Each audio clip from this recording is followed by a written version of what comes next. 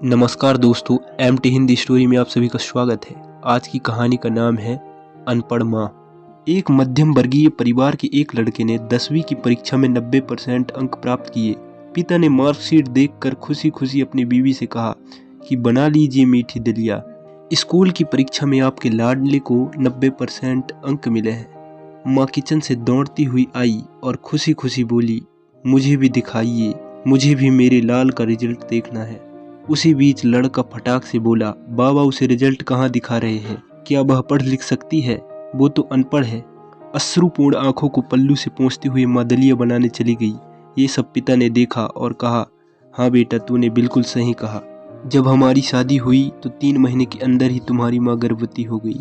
मैंने सोचा शादी के बाद भी कहीं घूमने नहीं गए, एक दूसरे को ठीक से समझे भी नहीं। चलो इस बार आवर्षण करवा कर आगे चांस लेते हैं। लेकिन तुम्हारी माँ ने जोर देकर कहा, नहीं घूमना फिरना और आपस में समझना, यह सब कुछ बाद में। फिर तेरा जन्म हुआ। वो अनपढ़ थी ना। जब तू गर्भ में था तो उसे दूध बिल्कुल पसंद नहीं था। उसने तुझे स्वस्थ बनाने के लिए हर दिन 9 महीने तक दूध पिलाया।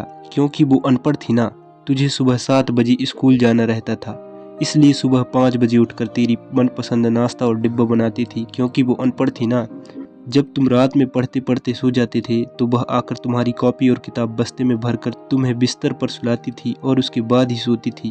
और रात में बार बार जगकर तुम्हें ओढ़नी से ढकती थी। क्योंकि वो अनपढ़ थी ना। बचपन में तुम ज्यादातर समय बीमार रहते थे, तब वो रात रात भर जाग कर भी सुबह जल्दी उठती थी और काम पर लग जाती थी। क्योंकि वो अनपढ़ थी ना, तुम्हारे लिए ब्रांडेड कपड़े लाने के लिए मेरे पीछे पड़ती थी और खुद सालों तक एक ही साड़ी पर रहती थी। क्योंकि वो अनपढ़ थी ना। ये सब सुनकर लड़का रोते रोते अपनी माँ से लिपट कर बोलता है, माँ, मुझे तो कागज पर 90% अंक मिले हैं, लेकिन आप मेरे जीवन को 100% बनाने वाली पहली शिक्षक हो।